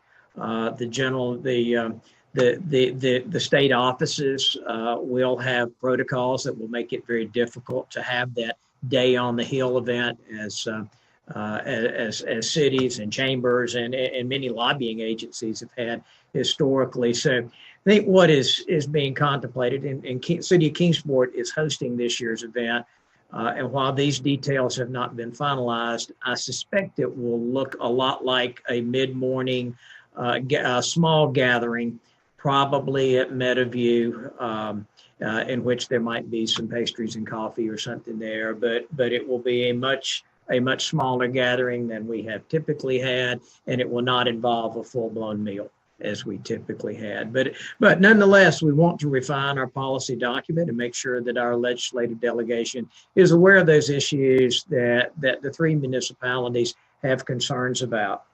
The document was placed on board docs. Matter of fact, I think I just circulated the draft of that probably 3 weeks ago to council to give you an opportunity to take a look at it and see if there's areas in which you had concerns. What I would like to highlight today are just many of them are repeat issues, and we all know and recognize that. But there are some new ones, and then there's some old ones that I want to make sure that resonate with council. So I've got maybe a third of the issues that are identified in our policy I would like to go over with you today, and then if there are others that you'd like to address specifically, I'd be glad to do that. The first deals with emergency powers, and this is a new element of our legislative policy, and it was one that. Quite honestly, we were made aware of a couple of weeks ago by Mayor Richard Venable and his concerns about this particular legislation that had been introduced. It's House Bill 0007, sponsored by Representative Jason Zachary of Knox County. And it impacts only those 6 metro health departments, of which you're aware that Sullivan County is one, Knox County, Hamilton County, Davidson County, Madison County, and Shelby County are known as the 6 metro health districts, and they operate outside of the 89 health departments that operate underneath the umbrella of the Tennessee Department of Health. And under our current TCA, the legislation does provide a significant amount of authority to the medical director or the director of the Metro Health Department. This proposed legislation would transfer that authority from the county health director or chief medical officer to the county mayor. You know, I think it's no accident that the General Assembly historically had crafted this legislation the way they did, so that if there is truly a public health emergency, a public health need, that those decisions can be made by public health professionals and place that decision outside of the political tension that we have seen occur across our state and across our country. If we can go to the next slide. One of the arguments that Mayor Venable said is that the Sullivan County Health Director is appointed by the mayor, and he's under the supervision of the mayor and can be removed by the mayor. So Mayor Venable does not feel a need to have this type of legislation put a barrier between what a chief medical officer can do by statute as opposed to the mayor. Mayor Venable has indicated to us on our Department of Health calls that he feels strongly enough about this that he's going to ask that Sullivan County be removed from House Bill 7.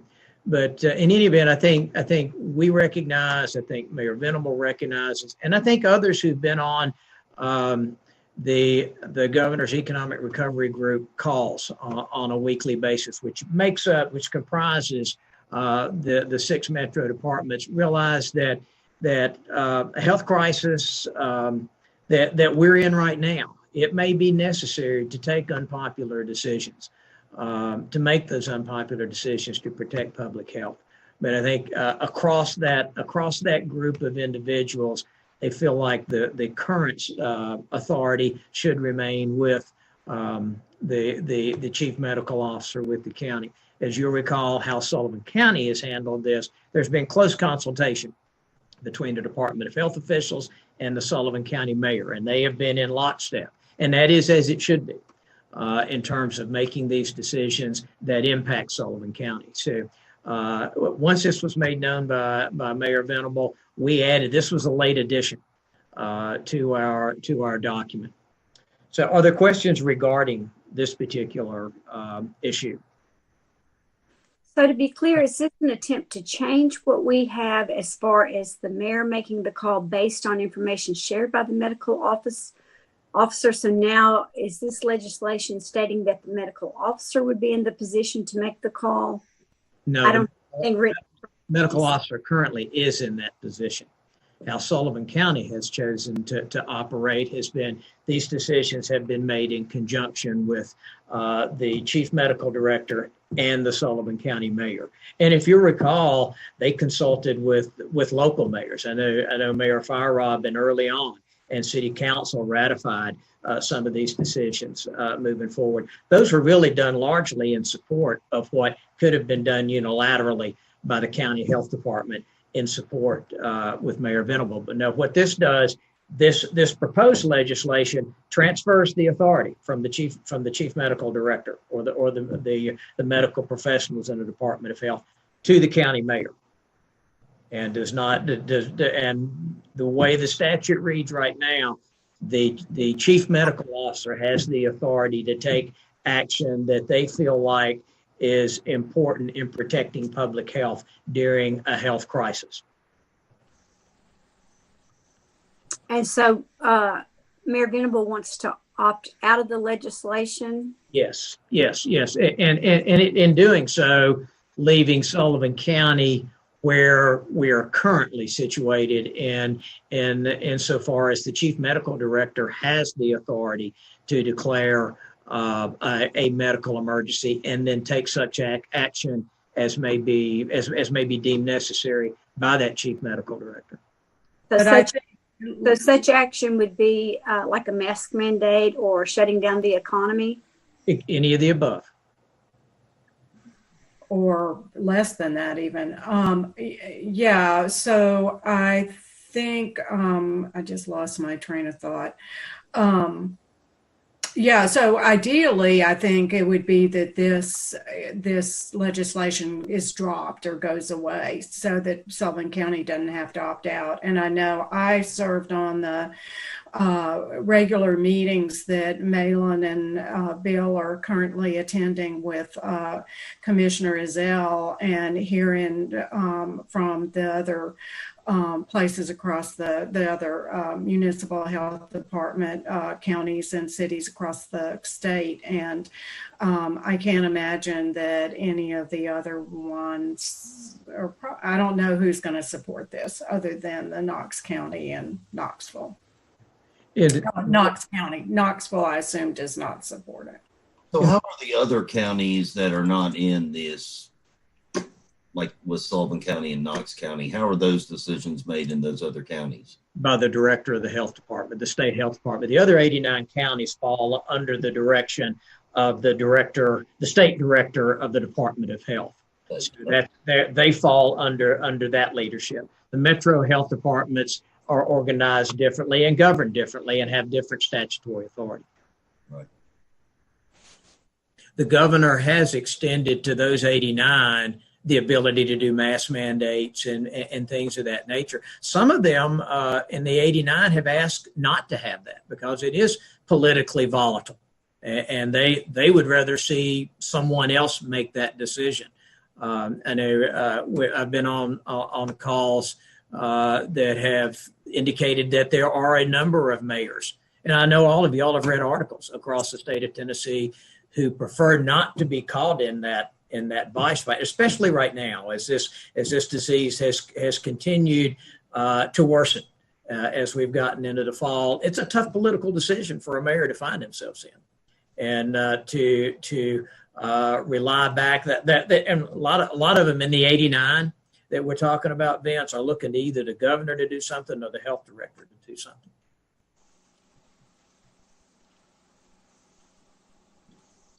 Getting out in front of these issues, and I know you've all seen them, we've all lived this over the last 8 months. These are difficult decisions to make.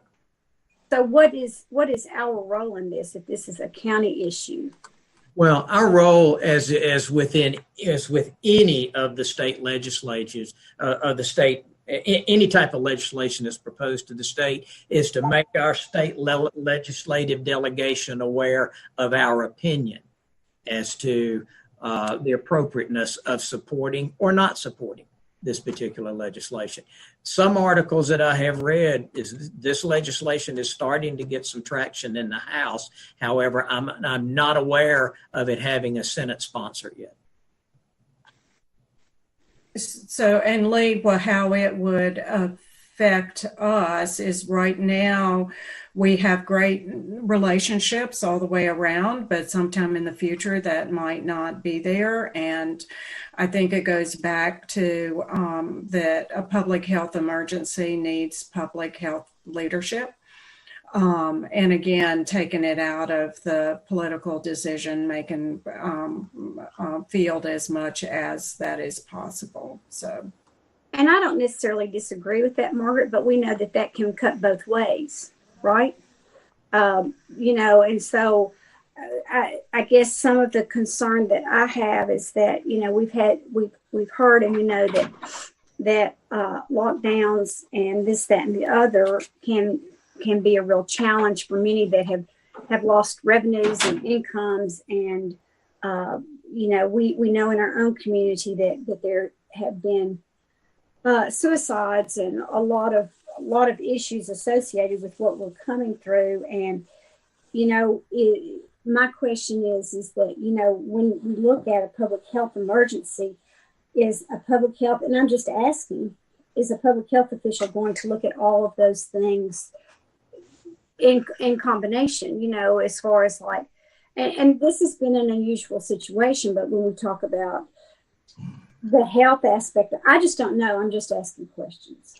The health aspect of it, along with the economic aspect of it and the mental health aspect of it, where does all that land and how is it best legislated? My guess is that would be up to the individual that's actually making the call as to what factors that they would bring into their decision making.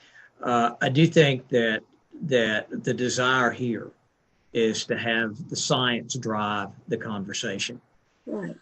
And taking all of that in balance with this, but how an individual chief medical director would respond, that's going to be as unique as each individual medical director would be.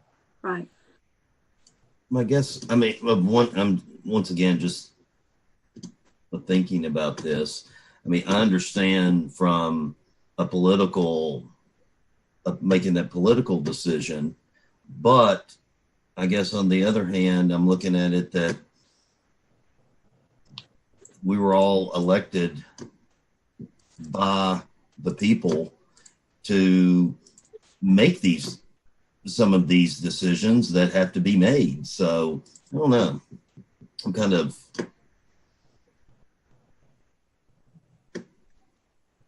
Well, that's the conundrum. Looking at that's a conundrum that we find ourselves in. You've got some, you have science that drives one side of the conversation. You have politics that drives the other side of the conversation.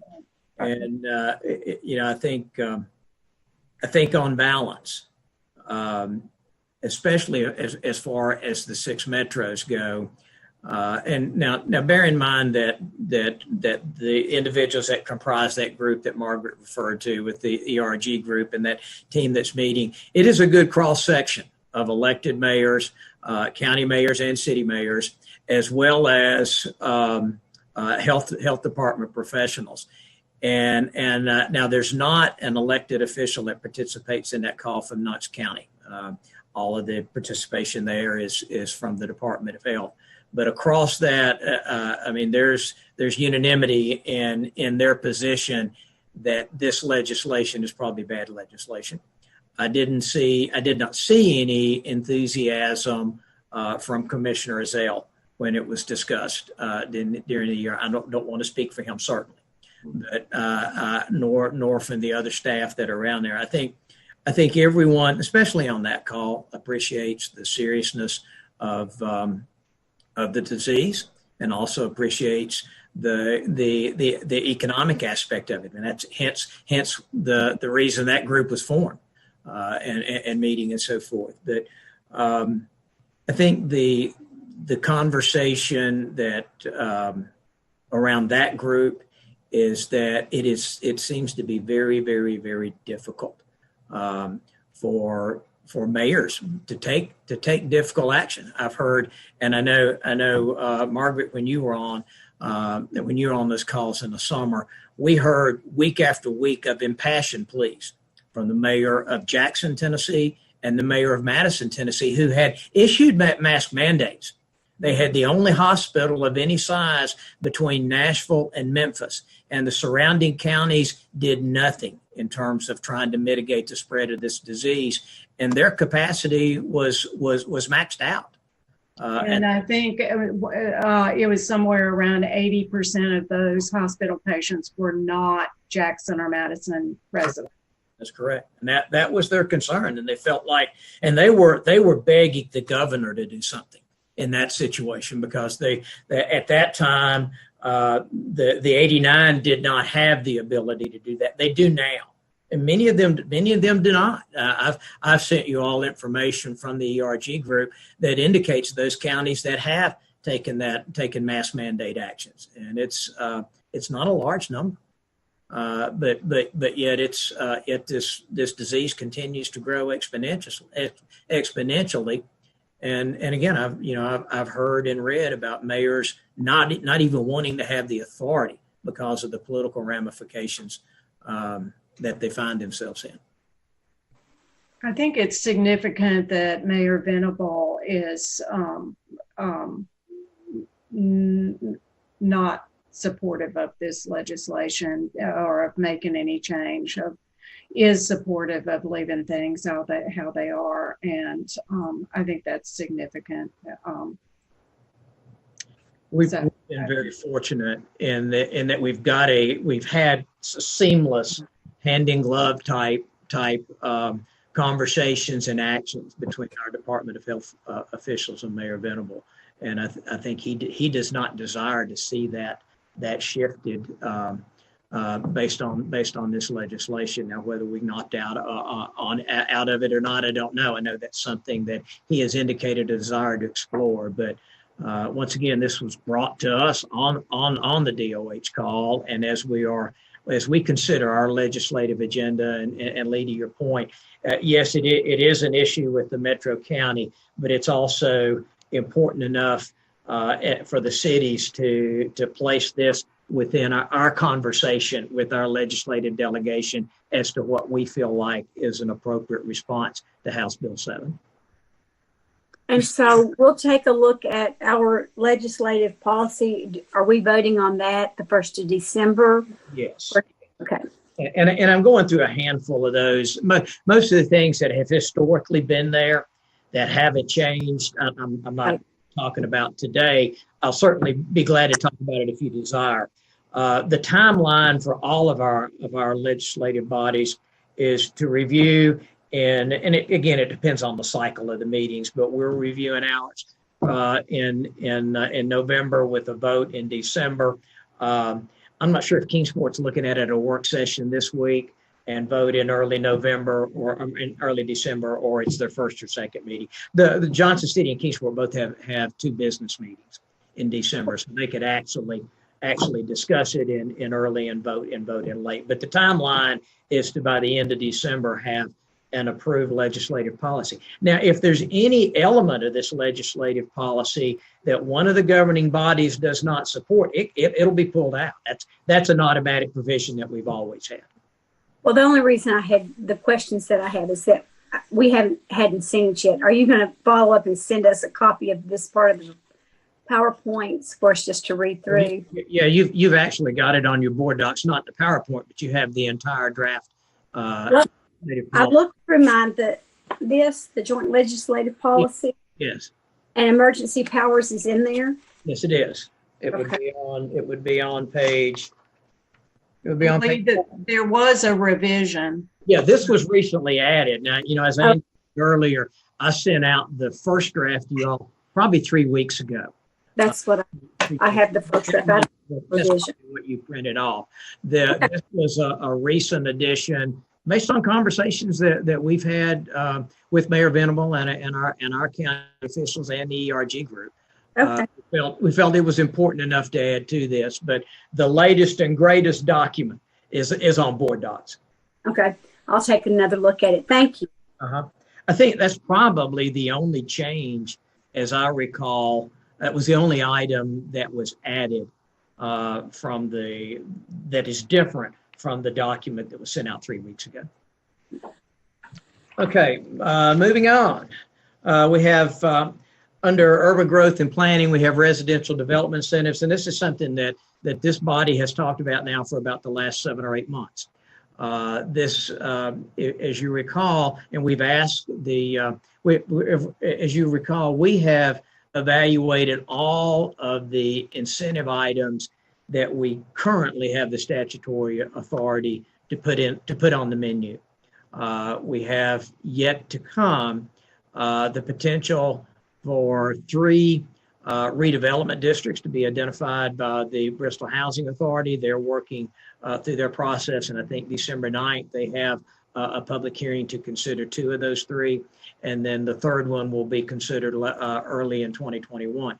But the thing the legislation that we talked about that would allow industrial development boards to become more actively involved in incentivizing residential development was actually detailed last year in Senate Bill 2663 and House Bill 2776. And this really was an outgrowth of activity in Unicoi County, and hence the tier 1 to tier counties that was defined in that piece of legislation. And this would allow the county IDBs to provide property tax incentives to promote the development of single-family housing, regardless of the market size, but it would require the approval of the local governing body. What we would like to see is that legislation did not get out of committee. What we would like to see is that legislation revisited, but expanded beyond tier 1 and tier 2 counties to every county across the state. I think we're a tier 3 county, but we're not large enough to be included we are too large to be included in the legislation that was submitted last year for that consideration. So this asks our legislative delegation to take a look at those bills that were submitted last year, expand that to include all counties, regardless of size across the state, and give them the ability to allow residential incentives to be processed through the respective IDBs. Historic tax credits is making a run, and this is one that we've had on our policy for quite some time. And it started to get a little bit of traction in the last year of Speaker Ramsey's tenure in the Senate, and there was some consideration of draft language or draft legislation that would allow these tax credits to be applied to the franchise and excise tax. That would allow older areas like our downtown, for example, to competitively restore these old historic structures in some sort of a fashion that eliminated risk and made it cost effective to do so. All of the states around Tennessee have a historic tax credit, usually in the amount of 25%. I know the Commonwealth of Virginia has a 25% state historic tax credit that can be applied to the state income tax. So these are important